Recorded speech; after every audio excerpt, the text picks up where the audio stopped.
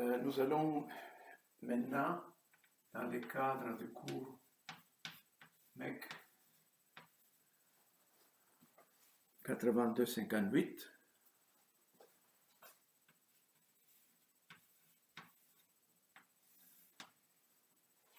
discuter autour d'un des derniers chapitres qui concerne la conversion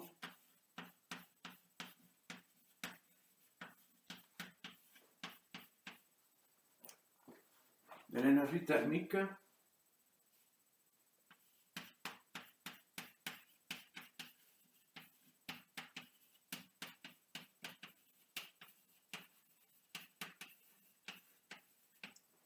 en énergie électrique.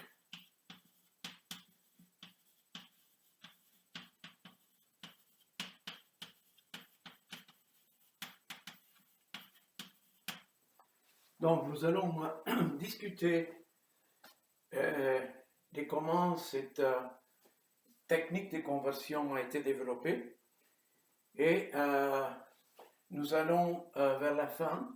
Donc, la présentation sera divisée en plusieurs parties pour gérer un peu mieux la dimension, la taille des fichiers.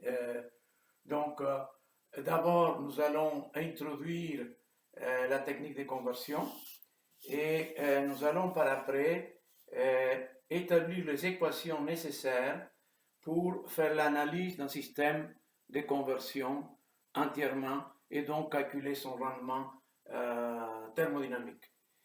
Donc, historiquement, cette technique de conversion a été observée par la première fois par Seebeck. Seebeck, c'était un médecin d'origine russe. Et donc, Seebeck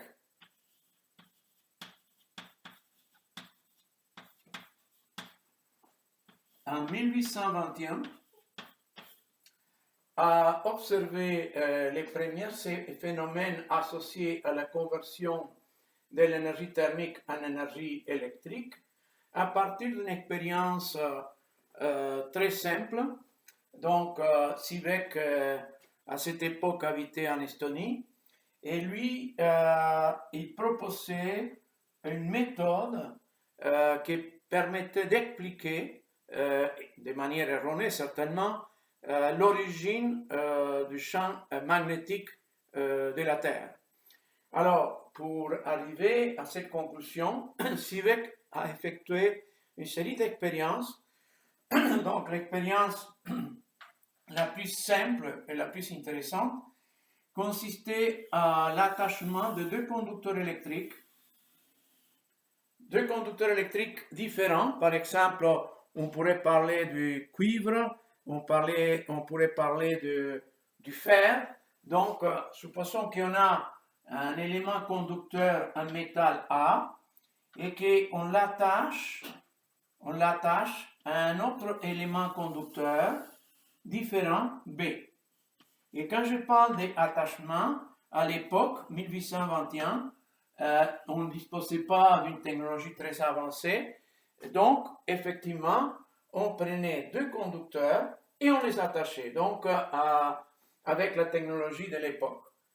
Alors, l'expérience que Seebeck a effectuée à ce moment, c'était de considérer deux points d'attachement, qu'on les appelle des unions, des jonctions, 1 et 2, et de garder la température de cette union 2 à une température de référence constante, donc une température qui ne change pas, et de chauffer la union 1 avec une flamme à une température T plus grande que la température de référence. Donc, ce type d'expérience observée par Seebeck, étant médecin, quand lui, il plaçait une boussole à l'intérieur de ce circuit électrique formé par deux conducteurs, donc il observait que la boussole s'est déplacée. Et donc, il a associé à ce moment-là un champ magnétique responsable du déplacement de la boussole associé au produit par la différence des températures entre l'union 1 et l'union 2.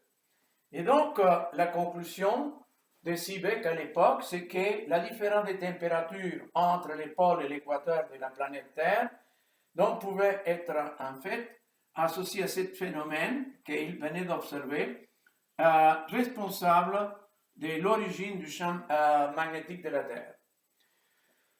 Donc, cette expérience y a resté pendant quelques années sans aucune explication valable. Et donc, Seebeck a disons, insisté à la validité de son observation, jusqu'à quelques années plus tard, que le phénomène soit repris par un physicien français, donc son nom s'appelait Peltier, donc Peltier, qui reprend l'expérience de Seebeck, mais cette fois-ci refait l'expérience de Seebeck avec une idée un peu différente. Donc, il s'agit d'une expérience que Peltier a faite en 1834. Donc, il faut faire une sorte de suite historique. 1821, c'est Seebeck.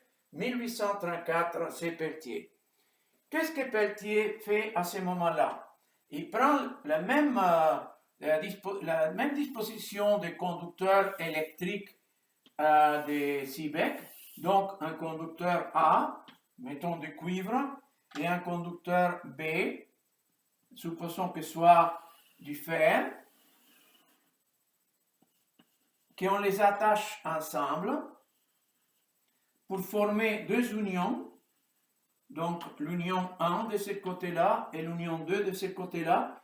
Mais au lieu d'avoir un circuit complètement fermé, comme c'est le cas de Peltier, lui, il décide de placer ici une batterie. Donc, une pile électrique, la pile de Volta à l'époque. Et donc, à ce moment-là, cette pile électrique branchée à un circuit électrique fermé produit un courant électrique I. Donc, on a maintenant les courants électriques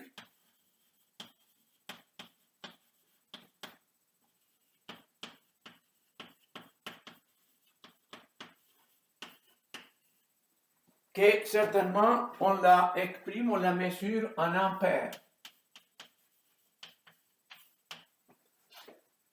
Donc, avec les courants électriques dans les circuits de Peltier, ce que Peltier observe, c'est que il y a une union qui se refroidit, tandis qu'il y a une autre union qui se chauffe.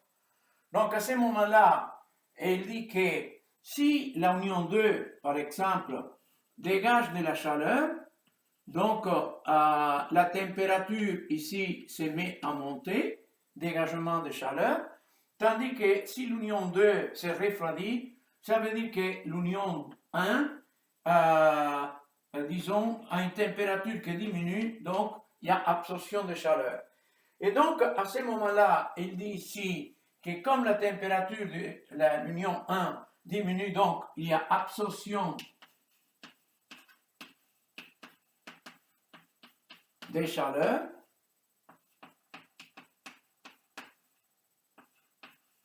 Tandis que dans l'union 2, il y a rejet thermique.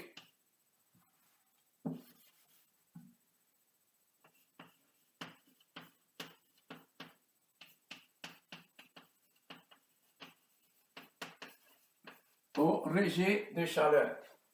Donc, l'expérience de Peltier nous amène à un système où, selon la direction que prend le courant dans ce système associé à une batterie ou à une pile électrique extérieure, ce système peut dégager de la chaleur ou absorber de la chaleur d'un côté par rapport à l'autre. Et ce système est réversible. Ça veut dire que si on change la polarité de la batterie, les processus changent. Donc, l'union 2 commence à se refroidir, tandis que l'union 1 commence à s'échauffer. Donc, selon la direction du courant, une union peut devenir source ou puits thermique. Et donc, nous avons, dans ce cas, une pompe à chaleur.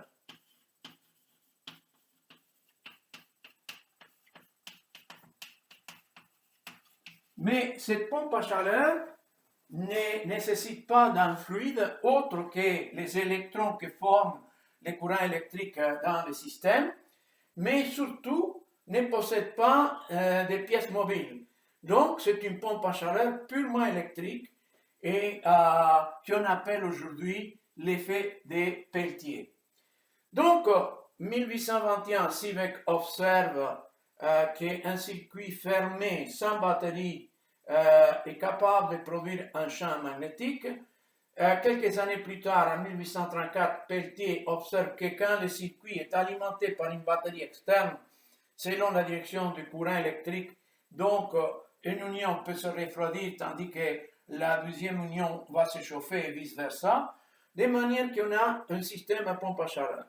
Pendant quelques années, ces phénomènes, ces panoplies de phénomènes, parce qu'il y en a plusieurs à l'intérieur, on va les analyser, disons, systématiquement, n'ont pas eu une explication physique comme telle. Et donc, on a dû attendre jusqu'en 1851. Donc, en 1851,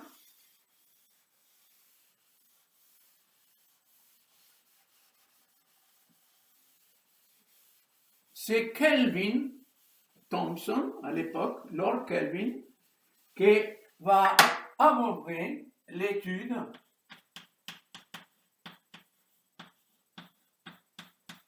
en 1851. Thomson va aborder l'étude autant expérimentale que théorique.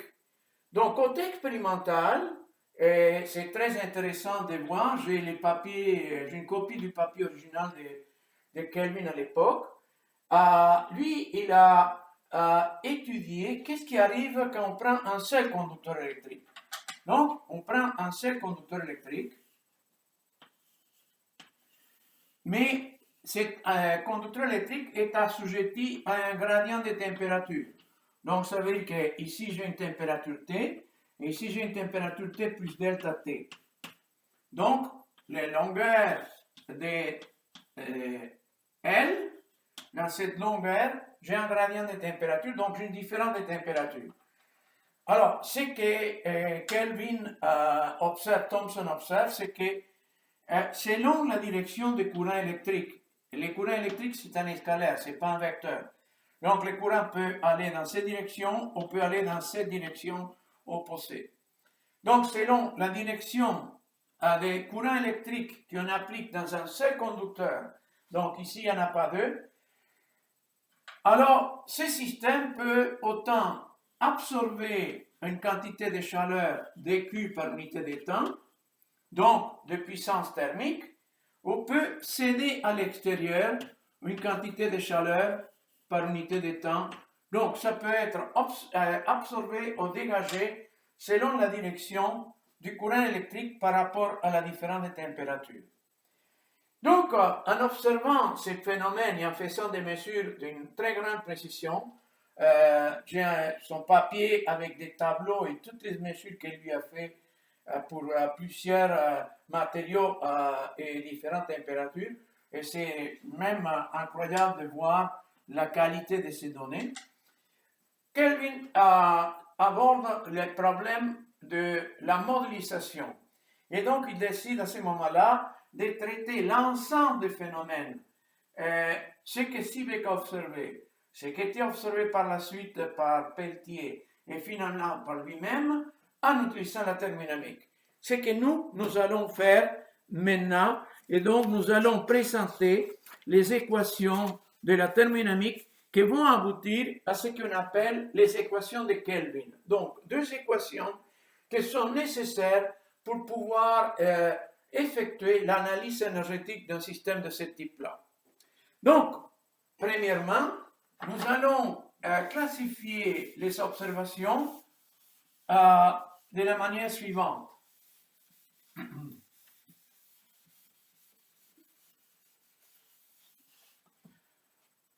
Une série de phénomènes dits réversibles, donc conversion thermique électrique.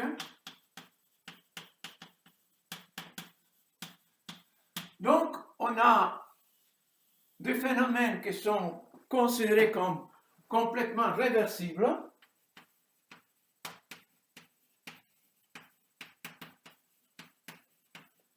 Et des phénomènes qui sont considérés complètement irréversibles.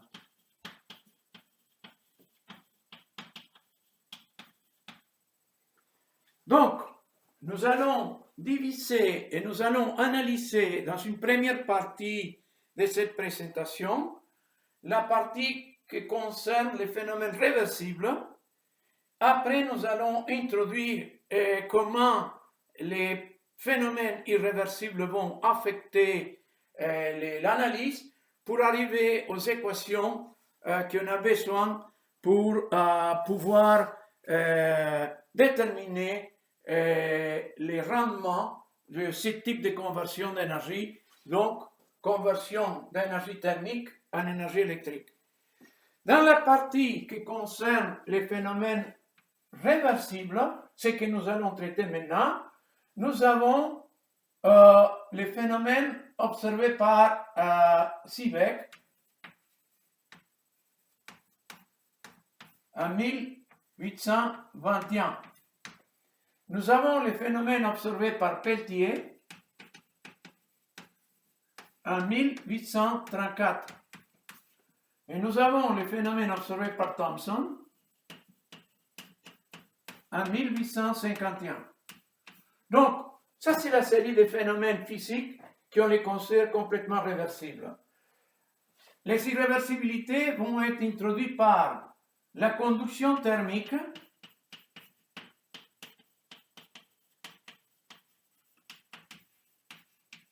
donc Fourier,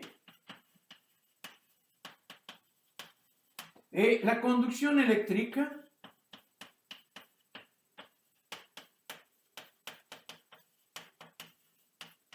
donc ce qu'on appelle l'effet de Joule. De manière que nous avons ici une caractérisation de la phénoménologie que nous allons étudier. D'abord, tous les phénomènes dits réversibles, donc Seebeck, Peltier et Thomson, et une série de phénomènes irréversibles qui constituent les transferts de chaleur par conduction, donc la loi de Fourier, et la production de l'énergie thermique, la génération d'énergie thermique par les courants électriques qu'on appelle l'effet de Joule. Deux phénomènes qui sont irréversibles. Donc, certainement, nous allons tenir compte que les phénomènes dits réversibles vont valider la somme de toutes les variations, des taux de variation d'entropie dans les longs de circuits électriques égal à 0. Donc, c'est les taux de changement d'entropie les longs de circuits. Et comme c'est réversible, donc on doit satisfaire la deuxième loi de la thermodynamique. Tandis que toute la partie dite irréversible va satisfaire que les taux de variation d'entropie le long du circuit doit être plus grand que 0. Donc, ici, on parle d'entropie, les variations par rapport au temps, de manière qu'on va exprimer cette entropie avec un petit point en haut, qui n'est pas la dérivée par rapport au temps, mais c'est l'entropie rapportée au temps, qu'on peut l'exprimer comme étant l'énergie divisé la température en Kelvin divisé le temps en secondes. Donc, ça veut dire que toute variation d'entropie va être rapportée au temps Et les unités que nous allons utiliser, ce sont des joules par Kelvin par seconde. Donc, voilà ce que nous allons faire. Mais, disons, d'abord, nous allons analyser l'effet dit de Seebeck. Donc, le premier effet, et nous allons exprimer les comportements des systèmes en termes d'un paramètre qu'on appelle, ou une propriété plutôt, propriété physique, qu'on appelle la puissance thermoélectrique de Seebeck. Donc, la puissance thermoélectrique de Seebeck.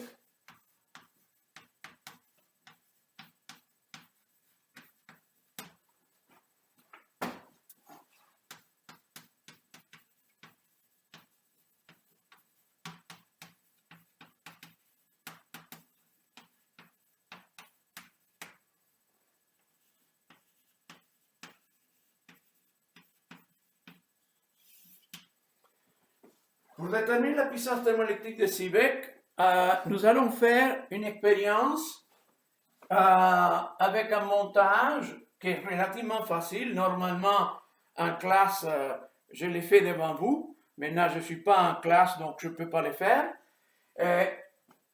Il s'agit de prendre deux conducteurs électriques. Donc, normalement, je l'ai fait pour vous montrer que ce n'est pas quelque chose de la haute technologie, quoique aujourd'hui on l'appelle haute technologie en conversion d'énergie et très utilisé dans les systèmes d'ordinateurs et d'autres systèmes de refroidissement électrique qu'on utilise pour refroidir les lasers, pour refroidir les ordinateurs et les composantes électroniques en général. Donc, supposons qu'on brise le circuit et on prend deux conducteurs électriques. Donc, on prend un conducteur électrique de type B. Je les dessine en couleur jaune. Je ne sais pas si on les voit bien à l'image. Et on les divise en deux parties. Donc, une première partie, c'est le circuit A avec deux bornes ici. Et le circuit B formé par un matériau d'une propriété différente, B, on produit les unions comme des unions électriques comme on l'a fait auparavant. Donc nous avons l'union 1 et nous avons la deuxième union ici 2. Alors, ce qu'on fait, en lieu de placer une batterie ici, on va placer un instrument de mesure.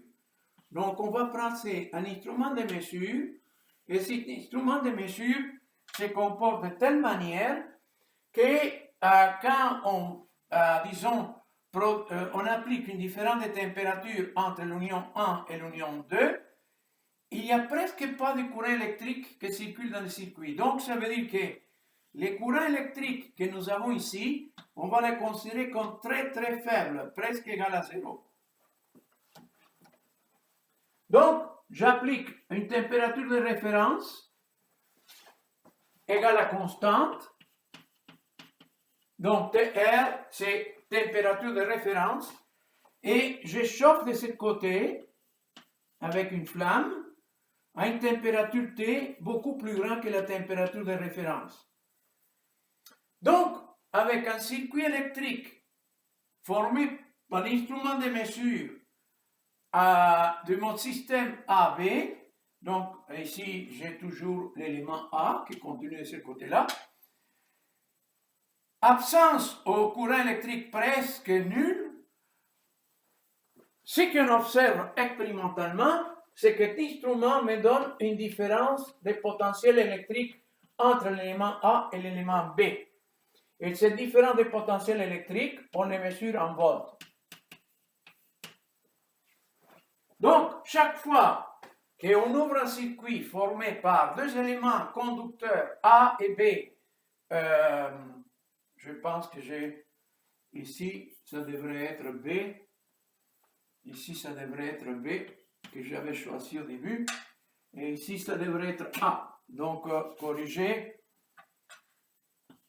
Bon, la notation n'a pas d'importance, c'est qu'ici nous avons un conducteur B que j'ai, disons, je l'ai ouvert pour former un circuit de mesure, et ici j'ai un conducteur A. Donc j'ai deux conducteurs, A et B, un c'est jaune, l'autre c'est bleu. Et donc j'applique une différence de température avec une flamme, de telle manière qu'à l'union 1, j'ai une température plus grande que la température TR que je garde constante.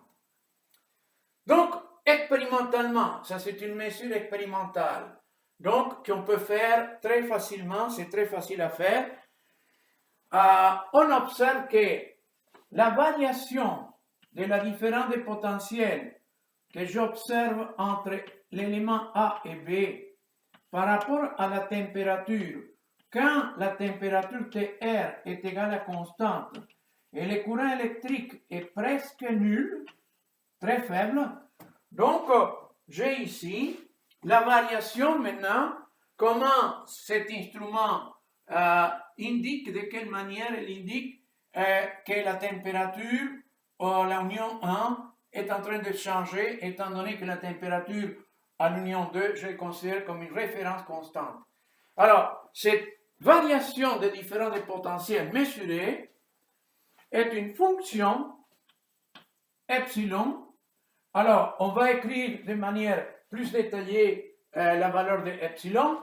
Alors, étant donné que la température de référence est constante, température de référence égale constante, étant donné que le courant électrique est presque nul, alors la valeur de ce paramètre, de cette variable, va dépendre de l'élément A et de l'élément B.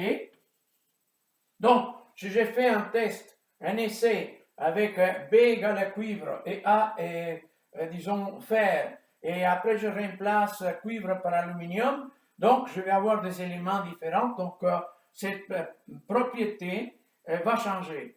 Eh bien, cette propriété sera fonction seulement de A, B et de la température T. Pourquoi? Parce que la température TR est constante et parce que le courant est presque nul. Or, cette variable epsilon AB, que c'est une propriété physique, on l'appelle la puissance thermoélectrique de Seebeck. Et on peut écrire à ce moment-là équation qu'il faut conserver en mémoire. Malheureusement, mon tableau n'est pas suffisamment grand pour que je puisse la conserver ici, mais je vais la réécrire maintenant, que epsilon AB est une fonction epsilon qui dépend de A, dépend de B, dépend de la température T, qui est variable, et on peut l'exprimer comme étant la variation de la différence de potentiel que je mesure entre A et B, fonction de la température par rapport à la température quand la température de référence est considérée comme constante et quand le courant électrique qui passe dans nos circuits est très faible, presque égal à zéro. Donc, cette propriété physique, qu'on l'appelle la puissance thermoélectrique de Seebeck, on doit la conserver en mémoire, donc on va revenir et on va l'utiliser par après. Alors, regardons les unités. Donc, si je regarde les unités, ici, j'ai des volts.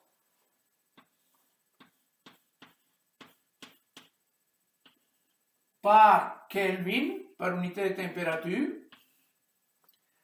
Je sais que 1 volt est égal à 1 joule par unité de charge électrique, c'est les coulombs. Donc, ceci sera égal à 1 joule divisé par 1 coulomb. Tout ça 1 sur Kelvin. Alors, je divise la partie supérieure et la partie inférieure par le temps. Et qu'est-ce que j'obtiens? J'obtiens joule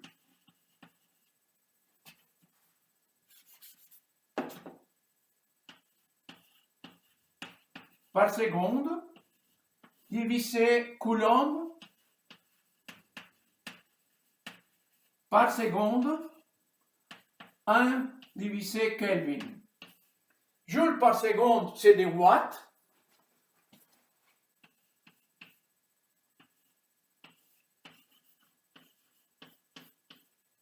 Divisé Coulomb par seconde, que c'est l'ampère. J'ai écrit AMP, c'est pas correct, mais c'est pour être toujours, disons, se souvenir que c'est pas une surface, il s'agit de l'unité l'ampère. Donc, nous avons maintenant que ce coefficient, qui est une propriété physique qui dépend de A et B de la température, quand la température de référence est constante et quand le courant électrique est presque nul, représente une puissance par unité de courant électrique et par unité de température. Donc, ça veut dire que l'origine du nom puissance thermoélectrique provient du fait que les unités impliquent, l'unité que nous avons utilisée, les volts par Kelvin, implique la puissance électrique de notre système par unité de courant qui passe et par unité de différentes températures. Donc, voilà la première, disons, expérience que nous pouvons faire. Et la deuxième expérience que nous allons faire, c'est répéter l'expérience de Peltier. Donc, on va maintenant analyser et quantifier l'expérience de Peltier et nous allons faire la même chose par l'expérience de Thomson. Donc, on reprend Peltier et on va les détailler de manière à pouvoir l'appliquer dans les équations du rendement thermodynamique de ce système. Donc, si on reprend Peltier, on parle toujours de 1834. Donc, si on reprend Peltier, qu'est-ce qu'il faut faire? Il faut faire presque la même chose, mais cette fois-ci, nous allons remplacer l'instrument par une batterie.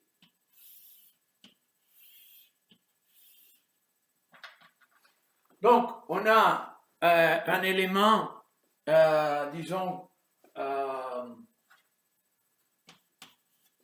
B de chaque côté. Et nous avons l'élément A et de l'autre côté.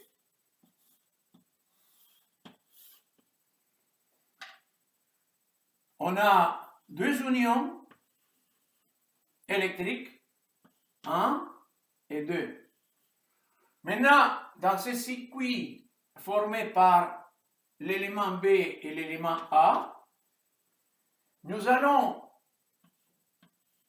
alimenter ce circuit par la différence de potentiel d'une pile, une batterie qui peut être connectée avec les bandes négatives à gauche et les bandes positives à droite et vice-versa.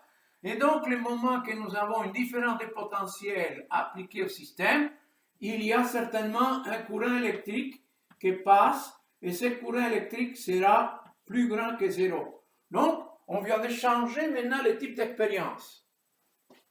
Donc, ce qu'on a fait par rapport à l'expérience antérieure, c'est remplacer l'instrument de mesure par une batterie et établir à ce moment-là un courant électrique qui passe à travers ces circuits vite électriques, étant donné que A et B sont des conducteurs électriques.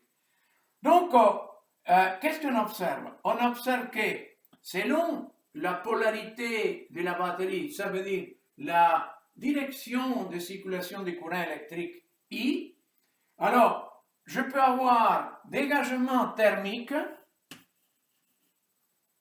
et absorption thermique dans les unions. Et regardez bien que ici, je le mets de manière arbitraire, ça pourrait être les cas opposés, mais simplement, ça ne change pas la façon d'interpréter la phénoménologie. Donc, il y a donc ici diminution de température, la température décroît, et donc ça veut dire que l'union 1 se refroidit, et on dit à ce moment-là qu'il y a une certaine quantité de puissance thermique, Q point, qu'on appelle de Peltier, pi, qui est une quantité qui est absorbée du côté 1. Donc on peut dire qu'au côté 1, il y a absorption de chaleur. Tandis qu'à l'union 2, on observe un accroissement d'entropie, des températures, pardon, un accroissement des températures, et donc on peut dire que l'union 2 cède à l'extérieur une quantité de chaleur dite de Peltier dans l'union 2. Donc, pi représente la quantité de chaleur dégagée par unité de temps, donc puissance thermique, par l'effet Peltier. Dans l'union 1, c'est Q pi 1, dans l'union 2, c'est Q pi 2. Donc, qu'est-ce qu'on observe? Et ça, c'est une observation absolument expérimentale, que la puissance thermique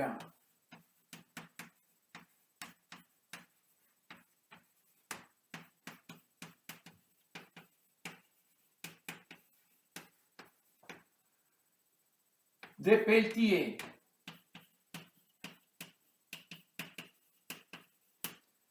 Q pi, donc exprimé un watt, est une fonction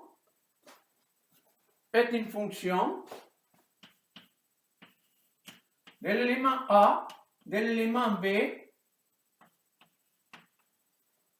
du courant électrique qui passe dans notre circuit. Maintenant, le courant électrique n'est pas zéro.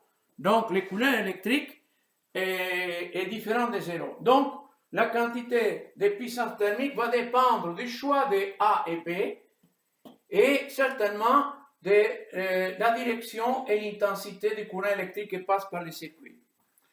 Donc, à ce moment-là, on dit que la quantité de chaleur due au phénomène Peltier est donnée par une propriété physique qu'on appelle pi de A et B, qui dépend de la température multipliée par les courants électriques qui passent par le circuit X.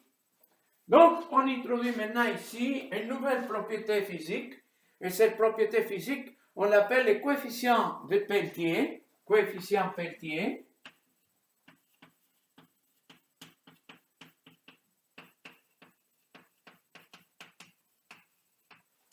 Et on les caractérise de la manière suivante. Si la quantité de chaleur est absorbée, donc dans ce cas, il y a absorption de quantité de chaleur, donc c'est la chaleur qui rentre dans notre système, doit augmenter l'énergie de notre système, donc on considère que quand c'est la chaleur qui est absorbée,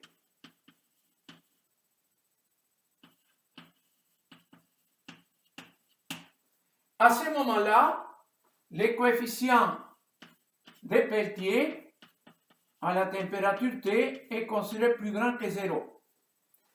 De telle sorte que la quantité de chaleur absorbée sera plus grand que 0.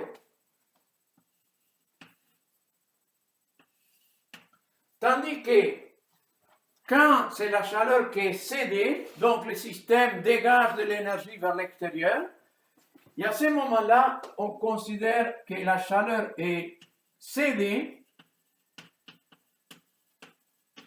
on les considère plus petit que 0, c'est une perte, et donc le coefficient de Peltier, qui dépend de la température, on les considère négatifs. Donc, on a maintenant observé expérimentalement que quand on ajoute un différent de potentiel produit par une batterie dans notre système, dans notre circuit électrique formé par un conducteur A et B, eh bien, il y a une union qui peut absorber de la chaleur, tandis que l'autre union va dégager une quantité de chaleur. On considère que le phénomène est complètement réversible, de manière que si je change la polarité de la batterie, donc la direction de la circulation du courant électrique change, et donc la quantité de chaleur change, mais ça va être toujours la même. De manière qu'on associe à cette quantité de chaleur par unité de temps, donc une puissance thermique absorbée ou dégagée, une fonction qui dépend des matériaux A et B et du courant électrique, et donc à ce moment-là, on introduit une nouvelle propriété physique de ces systèmes donnée par les coefficients de Peltier, de telle sorte que quand il s'agit de la chaleur qui est absorbée, donc c'est l'énergie qui rentre dans notre système, est considéré plus grand que 0, et donc le coefficient de Peltier sera considéré comme positif. Quand c'est la quantité de chaleur qui est cédée à l'extérieur, donc c'est une perte, on le considère négatif, et donc par conséquent, le coefficient de Peltier sera considéré comme négatif. Donc nous avons une autre équation à garder en mémoire, et cette équation, on va l'écrire, on va la répéter, mais il faut la garder en mémoire parce que nous allons l'utiliser plus tard. C'est l'équation qui donne la puissance thermique échangée entre notre système et l'extérieur par l'effet Peltier, qui est égal à une propriété physique qui dépend de A et B de la température de l'union fois le courant électrique, avec certainement pi AB à des températures plus grandes que 0, donc la quantité de chaleur Peltier sera une quantité de chaleur absorbée par le système plus grand que 0. Chaleur par unité de temps, ça veut dire que c'est la puissance thermique exprimée en watts. Maintenant, si par contre la chaleur est cédée à l'extérieur, la propriété donnée par ce coefficient sera considérée comme négative et donc la quantité de chaleur par unité de temps, donc puissance thermique, sera négative et donc on perd de l'énergie thermique par unité de temps vers l'extérieur. Voilà ce qu'il faut garder, disons, en mémoire parce que ce sont des quantités que nous allons utiliser tout à l'heure. Donc voilà ce qui synthétise les phénomènes observés par Peltier en 1834. Et donc, il faut conserver ce système, cette équation avec la manière dont on évalue cette nouvelle propriété physique, qu'elle soit négative ou positive, pour faire des analyses plus tard. Maintenant, en 1851, Kelvin s'intéresse à ce qui peut se passer dans un conducteur tout seul. Donc, on prend ce qu'on appelle l'effet de Thomson. On parle de 1851. Et donc, qu'est-ce que Thomson vient faire maintenant?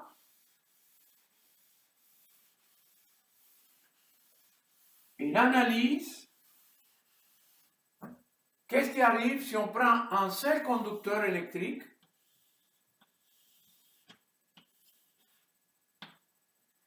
assujetti à une différence de température le long du conducteur. Par exemple, supposons que la température augmente dans cette direction. Donc, j'ai un axe ici, Z. Et donc, j'ai ici un DZ. Alors, selon la direction dans laquelle le courant électrique se déplace, et ça peut être dans une direction ou dans une autre, selon la manière dont on a branché la batterie ici. Donc, supposons qu'on a branché une batterie et donc cette batterie fait circuler les courants électriques le long de ces conducteurs. Donc, ce que Thomson observe expérimentalement, que le long d'un volume de contrôle très petit, donc le système peut absorber une quantité de chaleur ou peut la céder à l'extérieur. Donc, selon la direction du courant, on peut absorber ou céder une quantité de chaleur. Cette quantité de chaleur, on l'associe à l'effet qu'on appelle Thomson et on l'appelle taux. Et donc, taux maintenant, ce n'est pas le temps, ça veut dire Thomson. Donc, on a une quantité de chaleur dégagée, cédée ou absorbée par un seul conducteur. et ce conducteur, qui peut être un conducteur quelconque, mettons conducteur X, donc va avoir une absorption ou un rejet des puissances thermiques le long de la longueur du conducteur qui va dépendre du courant et va dépendre de la différence des températures. De manière que maintenant, on va procéder de la même manière. Donc, la quantité de puissance thermique dégagée par effet qu'on appelle Thomson va être fonction du matériel. Donc, dans ce cas, je l'appelais X, va être fonction du courant I, mais maintenant va dépendre de delta T, de la différence de température. Donc, maintenant, nous avons un autre phénomène, et ce phénomène, maintenant, on va l'associer à un coefficient qui indique une propriété physique du matériel X, et ce coefficient, on va l'appeler le coefficient de Thomson pour le matériel X, qui certainement va dépendre de la température, fois le courant, fois la différence de température. Donc, ce que nous avons ici maintenant, c'est une nouvelle équation qui nous donne une quantité de puissance thermique qui peut être absorbée ou cédée par le système selon la direction du courant électrique par rapport au gradient de température. Donc, la différence, je vais écrire ça delta Z pour être cohérent avec delta T.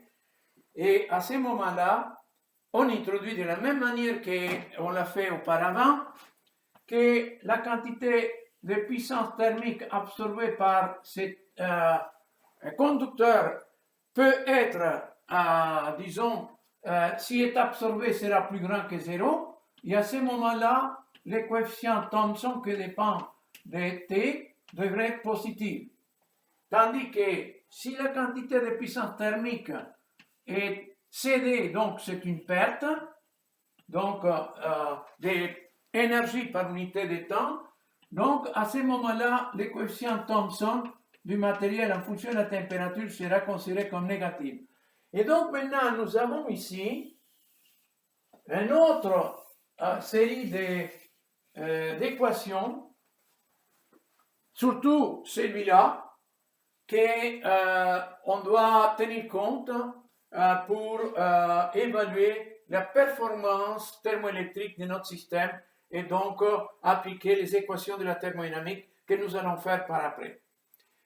Il y a une autre observation importante qui a été faite par Messier Thomson que nous allons décrire maintenant. Donc, ça c'est l'équation qui représente la quantité de puissance thermique échangée par un seul conducteur qu'on appelait X, selon la direction du courant électrique et selon la différence de température qu'on applique le long du conducteur. Donc, il y a une autre, disons, évaluation expérimentale et numérique qu'on peut faire. Je n'ai pas beaucoup d'écrit. Donc, alors, l'expérience, c'est qu'on appelle la loi du matériel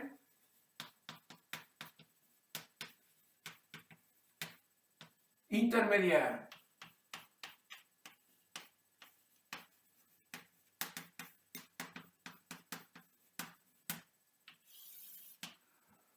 Donc, nous allons, disons, présenter cette loi qui est extrêmement importante pour qu'on puisse par après faire l'analyse thermodynamique d'une pile de conversion associée à ce type de phénomène. Ça veut dire la conversion de l'énergie thermique en énergie électrique ou de la puissance thermique en puissance électrique. Donc, regardons maintenant qu'est-ce qui arrive si on associe à notre série d'éléments A et B un autre élément, un élément qui peut être, disons, du cuivre, de l'aluminium, un autre conducteur électrique. Donc, prenons par exemple notre point de départ. Donc, le point de départ, c'était l'élément B. Et nous allons construire maintenant une série d'interconnexions, d'abord avec l'élément A. Donc, on a l'union AB de ce côté-là. Mais nous allons maintenant associer A et B avec un autre élément. Donc, je veux le faire de manière un peu plus appropriée.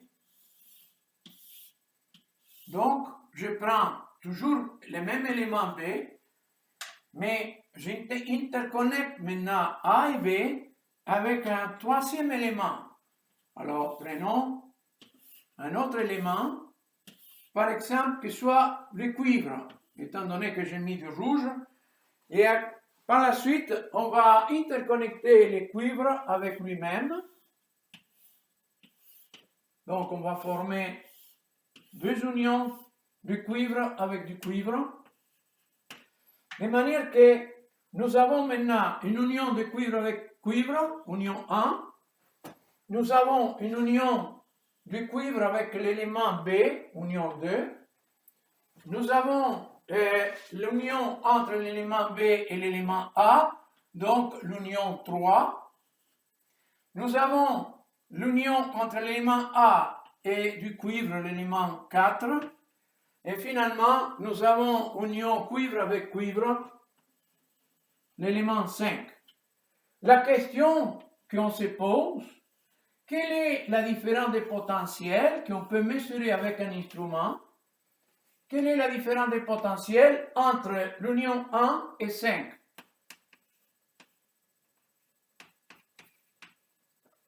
Donc, si je mets un instrument de mesure, quelle est cette différence des potentiels? Alors, la première chose qu'on va faire, c'est que nous allons considérer que l'union 1 et l'union 5, ces deux unions-là se trouvent à une température de référence dite constante.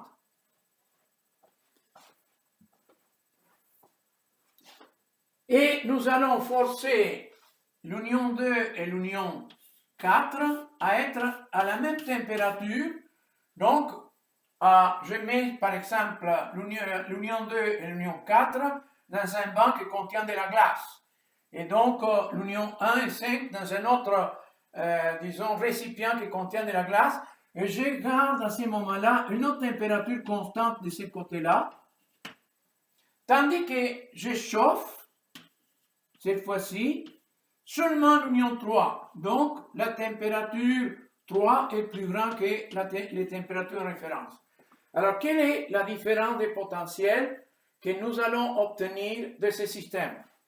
Alors, pour calculer la différence des potentiels, nous allons utiliser la propriété qu'on appelle la puissance thermoélectrique qui me donne la variation de la différence des potentiels par rapport à la température quand les températures de référence sont constantes et quand le courant est presque zéro. Donc, je m'arrange pour que dans mon circuit, les instruments de mesure ne consomment presque pas du courant électrique et donc le courant électrique, je le garde presque égal à zéro.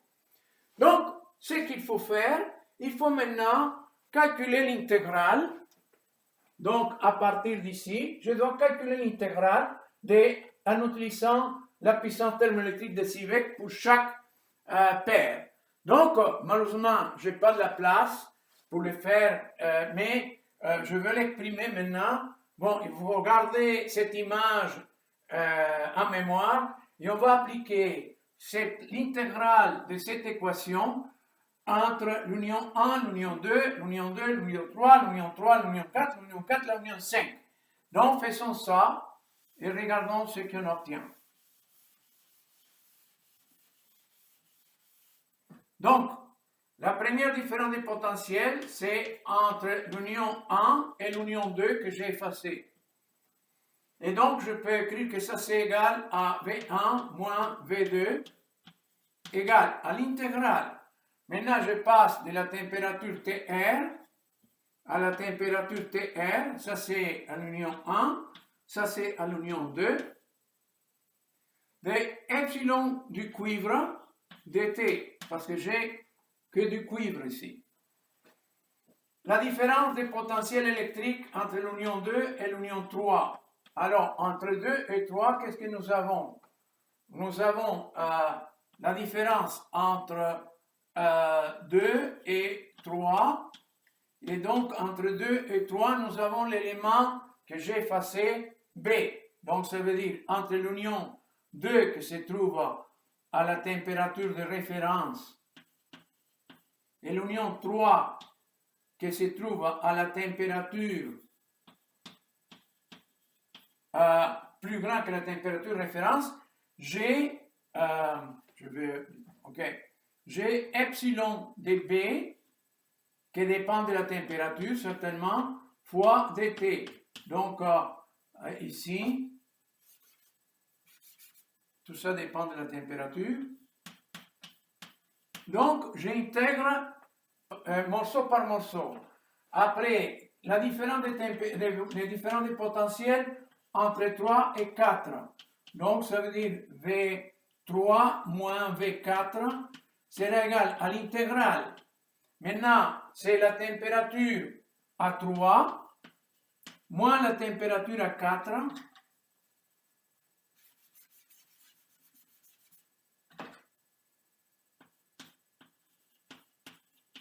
la température à 4 qui correspond à la température référence de l'élément A, donc epsilon A qui dépend de la température dt. Et donc il me reste maintenant la différence des potentiels entre la union 4 et l'union 5, ça veut dire V4 moins V5. Et ça va être égal à la température de référence à l'union 4 et la température de référence à l'union 5 de epsilon que maintenant s'agit du cuivre qui dépend de la température de T. Donc maintenant, qu'est-ce qu'il faut faire pour déterminer la différence de température entre 1 et 5, ce que nous cherchons ici? Et bon, ce qu'il faut faire, il faut faire la somme de toutes ces intégrales. Alors, si on fait la somme de ces intégrales,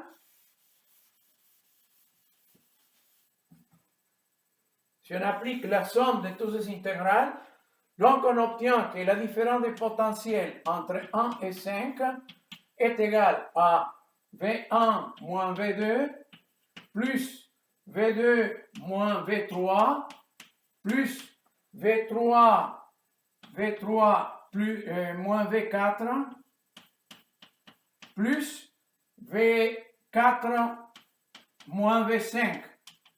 Donc, V2, V3 s'en vont, V4 s'en vont, et j'obtiens que c'est égal à la différence entre 1 et 5, ce que nous cherchons. Donc, ça veut dire que la différence de température avec un élément supplémentaire que c'est du cuivre dans ce système est fonction de toutes ces intégrales. Alors, quand on additionne les intégrales, qu'est-ce que j'obtiens? J'obtiens que cette intégrale est égale et opposée à cette intégrale, donc elle n'intervient pas dans la somme, donc elle s'annule mutuellement parce qu'ils sont associés aux mêmes températures mais inversées. Et donc il me reste seulement la différence, la somme de ces deux intégrales. Ça veut dire l'intégrale entre la température TR à l'union 2 et la température T à l'union 3 de epsilon, donc les potentiels de Seebeck dt, plus l'intégrale maintenant entre la température T à l'union 3 et la température TR à l'union 4 de epsilon de B et epsilon de A dt. Donc maintenant, je vois que la température référence à 2 est la même que la température référence à 4. Donc, cette intégrale se transforme dans une différence, une intégrale d'indifférence. Donc, ça veut dire que ce que j'obtiens, finalement, c'est que la différence des potentiels entre 1 et 5, ce que je cherche, est égale à l'intégrale entre la température de référence A2 et la température T à la union 3 de epsilon, la puissance thermoélectrique de Seebeck à la température T, qui dépend de la température, epsilon de l'élément A qui dépend de la température, tout ça dt. Donc,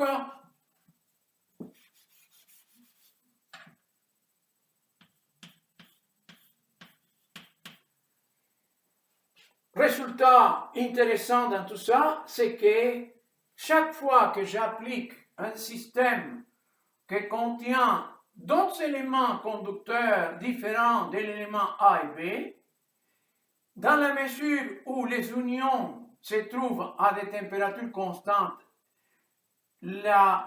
l'apport de la différence des potentiels est indépendant du matériel intermédiaire que nous avons mis. Donc, c'est pour ça qu'on appelle la loi du matériel intermédiaire. Donc, vous voyez que nulle part, delta V que nous mesurons maintenant est fonction de cuivre. Donc, on n'a pas une intervention de l'élément intermédiaire que nous avons utilisé.